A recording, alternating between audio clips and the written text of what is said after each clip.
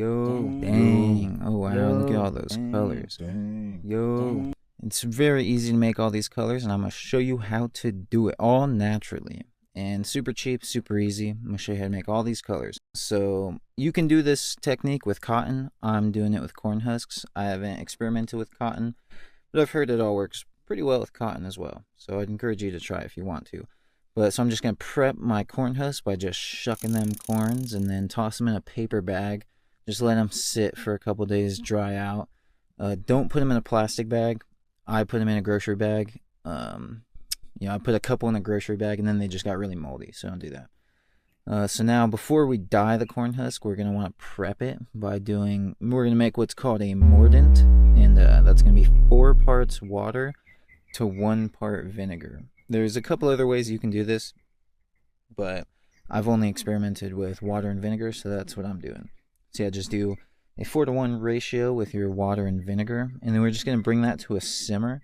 And we're just going to simmer your corn husk in there for, I would encourage you, honestly, just simmer it. Don't boil it, but simmer them for like an hour. I did 20 to 30 minutes, and you can see it gets really translucent. It kind of breaks it down a little bit and preps it for sucking all that dye up. Alright, so this first dye I'm going to show you is just with getting beets. You know, it's kind of fun. Just, if you look at a bunch of fruits and veggies, the colors they have, a lot of times are the colors you'll get. So you can, kind of just do this with whatever you have around. But beets, man, they've got some nice color in them. I mean, I knew they had some good color in them, but man, this really showed me. Yeah, everything's really cut and dry with this, so you're just going to chop them up, put them in your water, simmer them for 30 minutes to an hour, and ooh, yeah, look at that color. Nice little blood clot action. Wow, nice.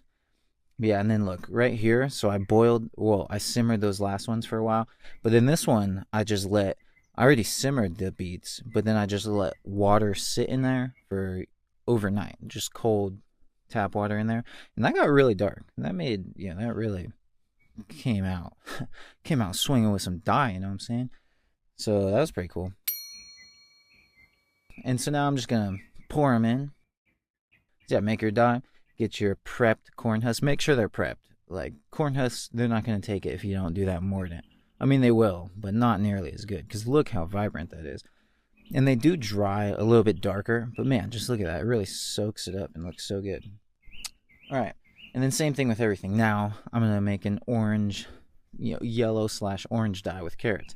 Chop up my carrots, boil them real good, smash them out and strain them. I ended up doing a couple more rounds to get some more. You can see I didn't get a ton of liquid at first. And it really wasn't taking very well, so I did put a good bit of turmeric in there, and so you'll see in a second. I would honestly recommend just water and turmeric. You can see this is the carrot water and turmeric, but most of that color is really from the turmeric. The carrots, at least for me, didn't do a ton. And I also experimented by putting a little bit of paprika in there to make it a little darker. I think if I put a ton of paprika, it would have been, I'm going to try that next time, because I think that would alter the color a lot, but it made it a little bit darker, I think. So I think it yielded a little bit more of an orange color, so that was kind of fun.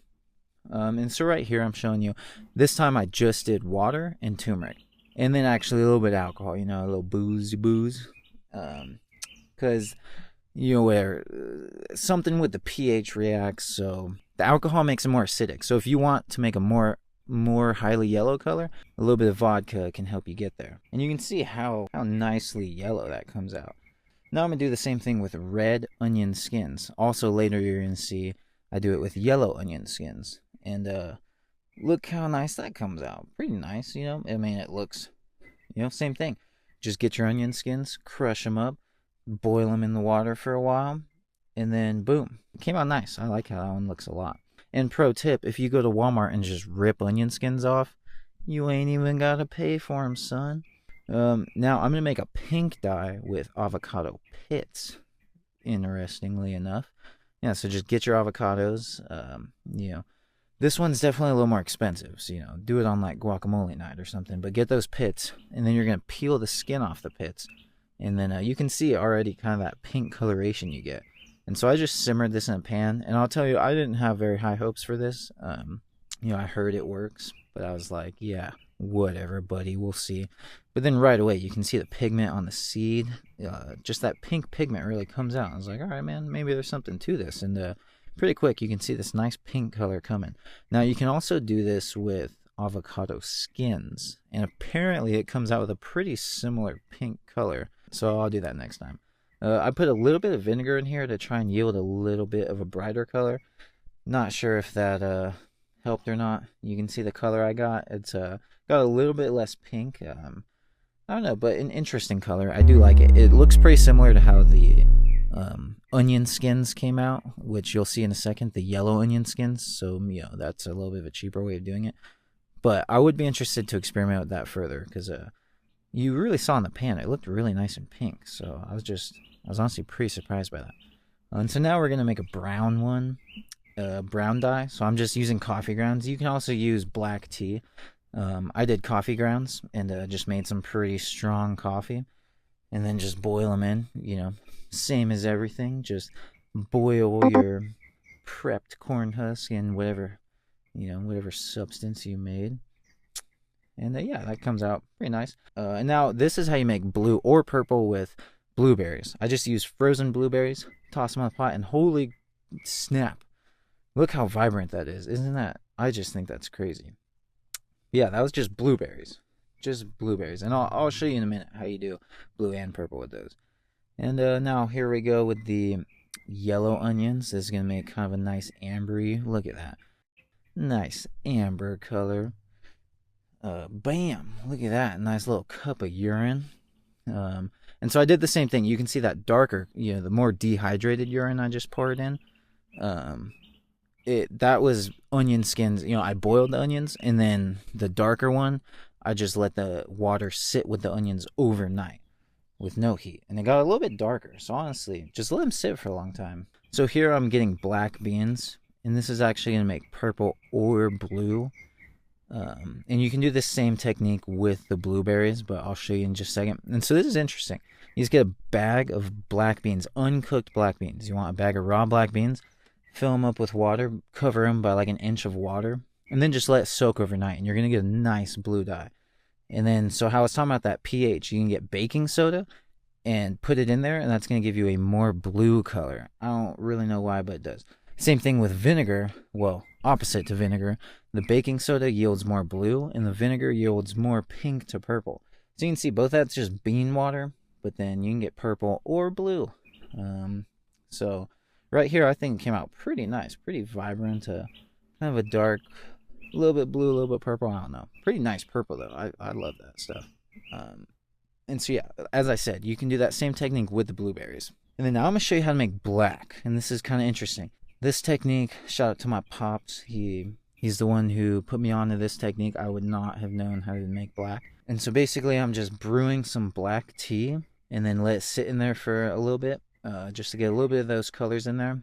And then this mix right here is you're just going to get rusty nails. I just got rusty nails from my work. You can also do, if you don't have access to rusty nails, you can get fine steel wool mesh, which I couldn't find. I just couldn't find it near me. Let that sit in vinegar for like a week, and apparently that works too. But I can't speak from personal experience, but I can speak from pulling rusty nails out of pallets from a warehouse, and I was very impressed with how black this got.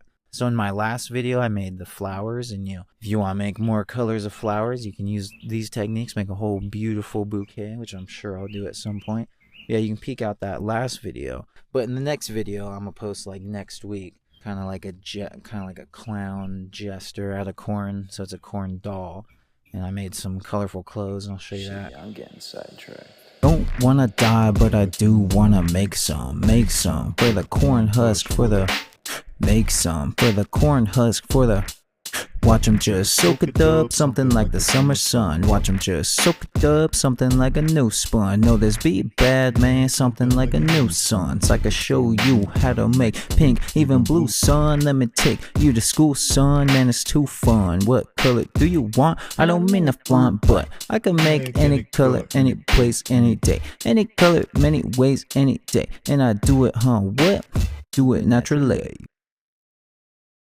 geek for the plants, man, call me Urkel. If you a Prince fan, then make some purple. If you a Wiz fan, then keep it real mellow. Lucky you, man, I'm a mellow fellow, and I'll make you black and yellow. Got me shaking like some jello, my bar sharper than stilettos. My beats bumping SLC to Sacramento, from the creek up to the meadow. I'm like, hello man, I'm too slick and I'm too sick to make yellow. Grab some water and some turmeric.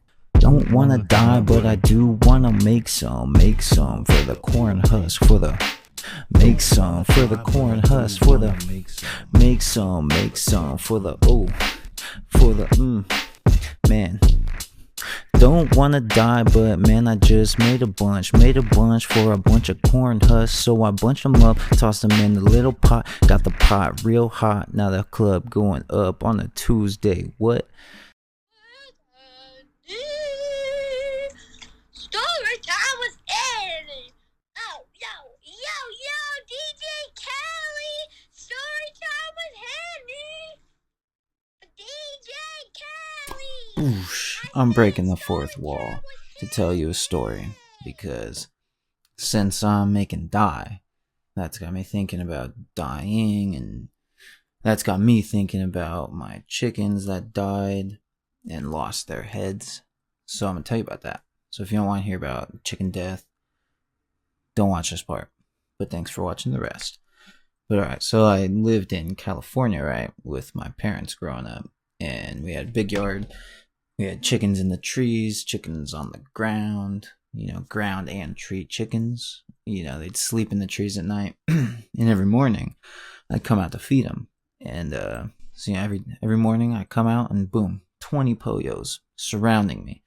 And so, what's up, boys? Throwing food to them. They're all, eating. All right. So I feed these chickens every day. There's like 20 to 25 free-range hens, and they'd all come out. Boom. We were boys. We got along really well. I'd pick them up, hold them. I was really friendly with these chickens, and I love these chickens, right? And then I go out one day to feed them, and instead of 20 to 25 free-range pollos pulling up to eat, 0 pollos pull up to eat. So I'm like, dude, what the heck? And they're gone, straight up. And so it's weird because there's feathers riddled all along the fence, just feathers everywhere, but there's no bodies. And I paced the whole yard. I was pissed. I was like, stomping, looking for them chickens. And I was like, because they would sleep in the trees. So I'm peeking out all the trees. I'm lifting up the rocks. Shouting into the gopher holes looking for them. And they're nowhere, right? And so I don't know what happened to them. 25 free-range chickens I had for a long time. Boom, gone. Without a trace other than the feathers along the fence. But there was no bodies and no blood that I could find anywhere. And I looked for a long time. So that sucked. I was pretty bummed. But we still had some hens and a couple roosters and a couple different cages, or like fenced off areas. And so this one area had 10 to 15 hens in there. And I was like, all right, at least those guys are safe. So that was good. Obviously bummed, but I'm glad they're safe. So I go feed them. They're chilling, check on them. What's up? They're good. All right, cool. Get out. And then like 2 days later, I go to feed them again. And there's still no sign of the other chickens. They just dipped out. Not sure what happened. But I still have all these hens, right? And go to feed them. And none of them are moving. Because they're all dead. Shit, I'm like, dude, what the heck? And so one of them's like headless, right? Clean cut, no head now. Whoa, that's weird. And then like 2 of them are just cut along the throat. Ooh. And I was like, oh my gosh. But they weren't torn up. They weren't eaten. They weren't even pecked at. And then the other ones were just dead in a pile. Straight up dead in a pile. I think apparently chickens can die kind of easily from getting scared to death. So whatever it was, spooked them. I'm not surprised. It's just slicing throats and getting out of there. And so I, climb in this little thing. Blood on the walls. Dead chickens. Headless chicken. Cutthroat chicken. I like cutthroat kitchen, but not cutthroat chicken. So I was just like, oh my gosh. I didn't know what was happening. And I'm friends with these chickens. Like I'm holding them all the time. I'm in there. I'm in the cages petting them. Sometimes they're out. Sometimes they're in. They're swapping around. We're boys. So this really sucked. And then, I'm kind of a poo nanny when it comes to things dying and whatever. So I was all bummed out. And then I had to dig this big old hole because I had to bury close to 20 full-size hens. So I buried them all in one hole, made a big hole, buried them, whatever. That sucked. Pro tip: I poured a bunch of Dr. Bronner's over there, just like peppermint essential oil, so that coyotes don't dig up the holes. So do that if you want to ever bury dead chickens. But yeah, so that sucked. I'm picking up these chickens. They're just flopping around, dangling their heads. And now I'm like, oh, this is weird. And so I don't know what caused that. So first the chickens disappear. All the free range chickens just disappear. And now all these hens that are in a cage. And the cage said like maybe a snake can get in there. Or like a very small animal. But I don't know what got in there, and nothing wanted to eat them. It just wanted to cut their head/throat off and then leave. It didn't want to eat them, so I don't know what it was. All right, whatever. I'm like, man, this sucks. At this point, my mom's getting spooked. She's like, there's a chupacabra outside. There's a monster out there, so I don't know if we should be outside at night, because she didn't want our throats to get cut, understandably so. I wouldn't want that either. And so I don't know. We don't know what to do. It's kind of weird. Whatever. We still have a few roosters, right? And these other cages, or, little areas. And these 2 roosters are still there. I'm like, thank goodness them nice cocks are still nicely cocking it up over there. But then I feed them a day later. And the way this gate's set up, there's like a wire right here. And I go to feed the chicken, and I ain't playing. I ain't playing about none of this. I go to feed him, and here's his body on this side of the cage. And then, dude, slit from the back. And he's just dangling. His head dangling over the fence. Obviously, a man's dead. And I'm like, oh my gosh, dude, not the rooster. I mean, not any of them, but now the rooster too. And not sure what that's about. And then the other one, right next to it, just slit, cut right across the throat, clean. But nothing picked at them, nothing tried to eat them, nothing. They're fully intact, other than that part. So I don't know. Then we just had no chickens. We went from having a bunch of chickens and roosters to not having any.